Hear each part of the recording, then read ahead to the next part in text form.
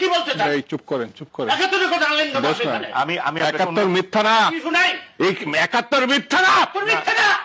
৭১-এর উপরে এই দেশ ৭১ কে বললে? যারা ৭১ মানে না আমার কি? তারা সারা পাকিস্তানের দালাল। আপনার কাছে ৭১ শুনবো। আমি ৭১ 100 বার, 1000 বার, লক্ষ বার শুনতাম। চলছে জাতিসংঘে প্রতারণা করতে আসছেন। পুত্রের আমার আমি ৭১ ভালো লাগে না। হ্যাঁ, মুক্তিযুদ্ধ ভালো লাগে না, পাকিস্তান ভালো লাগে।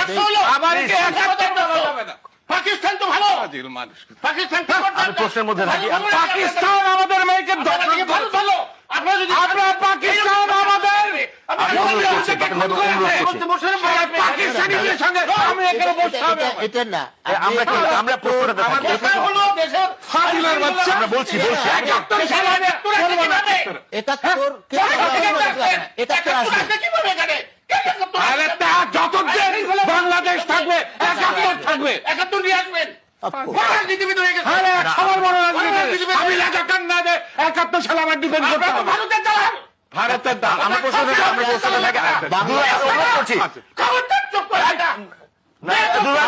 কথা বলবেন না, আমি অনুরোধ করছি সবাই লাইভে কথা দেখে। বলবেন না। কথা বলবেন না। আমি অনুরোধ করছি। বেদমের মতো কথা ঠিক আছে, বলবেন। আমি অনুরোধ করছি। আপনি একটু সিনিয়র রাজনীতিবিদ। আমাকে অ্যাড্রেস করেন। আমাকে অ্যাড্রেস করেন। আমি অনুরোধ করছি। আপনি আমাকে অ্যাড্রেস করেন। আবার ৭১ আমি তো সেটাই বলছি। আপনি উত্তেজিত হয়ে আমি চুপ সেটাই করে বলছি। তো লাভ সে নেই। যখন কথা বলছে আমি চুপ করে শুনলাম।